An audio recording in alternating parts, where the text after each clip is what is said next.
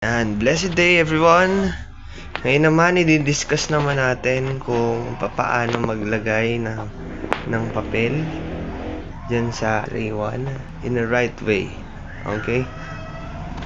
So, una, syempre, kukuha tayo ng mga papel. At dapat yung mga papel, alam natin at identify natin kung ano yung sukat niya at gaano siya kakapal. So, guys, ganito. Nakikita nyo dito, naglagay ako ng mga labels. 50 GSM, usually ito ay mga maninipis na papel. Para siyang ano to, sobrang nipis talaga niya, guys. Parang gahibla ng buhok yung nipis niya. Yan 15 GSM. At meron din naman tayo na tinatawag na yan, 70 GSM.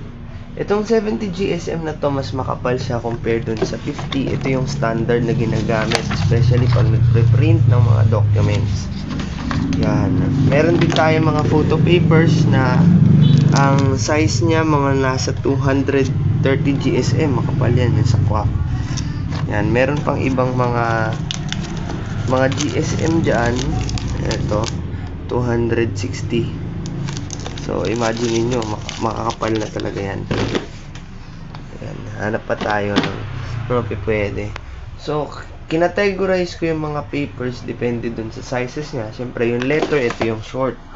Ito yung kadalasan na ginagamit. Ito ay 8.5 by 11. And pagka mga normal na assignment o kaya naman mga IDs, dyan, i-print. At A4 naman kapag mga assignment, mga thesis o kaya yung mga pinapasa sa abroad, yan, A4 size yun. Yung mga resume, A4 size ang ginagamit. Standard to para sa ganun. At yung folio naman, ito yung ginagamit ko pag photocopy ng mga birth certificate, yung malalaking mga papel. Pero kadalasan yung mga birth certificate ngayon sa PSA, ano na, A4 size na. Pero dati, yung mga NSO type na birth certificate, mga marriage license, ano siya, legal size. Pero, hindi available kasi basta-basta sa market yung legal size eh. So, folio siya ang ginagamit ko. Tapos, kino-convert ko na lang.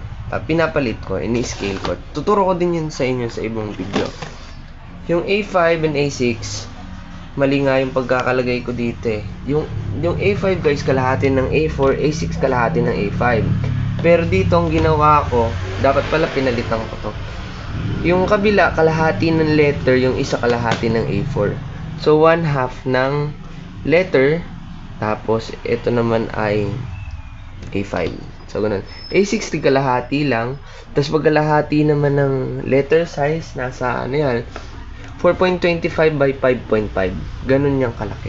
So, pwede mo siyang gamitin parang pang receipt o kaya naman yung mga pinapaprint na ID na alam niyo yun, yung mga digital IDs tas gusto nila pa-print tas laminate. Pwede yun na gamitin mo para mas makatipid.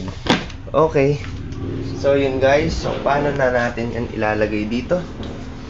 So, madali lang naman yan ilagay dito. So, ang gagawin mo lang, buksan mo lang yan. Tapos kadalasan, pagka maglalagay kayo guys ng papel, pag maglalagay kayo ng papel, kailangan galing dito. Yan. Kasi mas konti yung risk na magkaroon siya ng gusot sa dulo. Pero kapag dito nyo kasi yan inilagay, dito nyo inilagay, no? Tingnan nyo, parang may pumipigil sa kanya, hindi nyo kaagad may suksok. Pag pinilit nyo pa yan, possible ang mangyari dyan, matupi yung dulo. Yan o, nakita nyo, kumakalang siya dun. So, hindi siya wise decision na dyan nyo ipadaan. Meron din dito, lusutan sa ilalim guys, ano, para pwede nyo iangat. Kung gusto nyo iangat. Kunyari, hindi nyo na mahila, no? Pwede yun. Tapos, sa ayos nyo lang, guys. Dapat, susundan nyo yung pattern. Ayan, no? Para may guhit-guhit yan. Kaya yan nakaslant. Kasi, yung papel, dapat nakaslant din. para tigi isa-isa niya lang makukuha.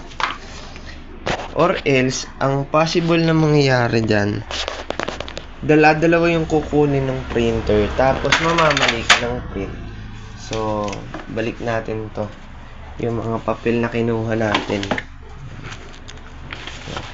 So, tingnan natin guys dun sa kabila na printer kung paano natin inilagay itong A4 size.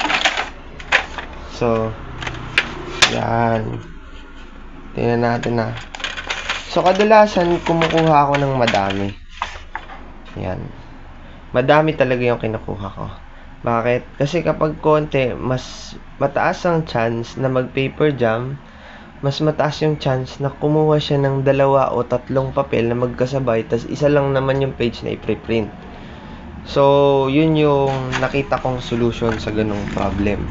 Ngayon naman, pag inihahanda ko to, una, siyempre, kailangan pantayin ko. Diba? Una, pinapantay ko siya. Pag pantay na siya, ang gagawin ko, yung dulo, yan, para siyang gagawin kong slant. Nakita nyo guys, ayun, slant na siya, no? Hindi siya straight, kundi naka-diagonal siya. Para pagka nilagay ko, smooth lang ang pagkuha ng printer ng papel. So, okay. Ngayon, syempre A4 yun, mas maluwag ng konti yung letter eh. So, igpitan ko ng konti. Press ko to, tapos tulak ko hanggang sa maging intact na yan at ilagay ko naman siya dito. Okay, malinaw? Yan, nakikita nyo guys sa menu panel lumalabas yung plain paper or A4. Ibig sabihin, yan yung settings ng inyong papel. Pwede nyo palitan ng paper type kung mas makapal. Syempre, plain paper lang yun. Kung glossy type yung paper na ginagamit nyo, glossy, brother, madami ka pang pagpipilian eh. Pero plain paper lang naman to eh, copier paper lang o bond paper sa ano to, common na tawag. Ngayon naman, yung size niya, lagi nyong papalitan. Huwag nyong kakalimutan kasi magi-error yun. Kunwari, yung papel nyo, letter, tapos nakaset pala sa A4, hindi yung gagana. Dapat set nyo din sa A4. Yan, nakikita nyo, pinipress ko ng pinipress yung up button, nag-change siya. Tapos, pwede kayo mamili kung A5, A4. So, A4 yung papel natin, yun ang ilagay natin, then exit. So, yun lang po ang tamang paglagay niyan, guys. Kayo na pong bahalang mag-explore kung meron pa kayong ibang technique. Pero sa tray 1, yun ang paraan ng paglagay. Alright, thank you so much and God bless.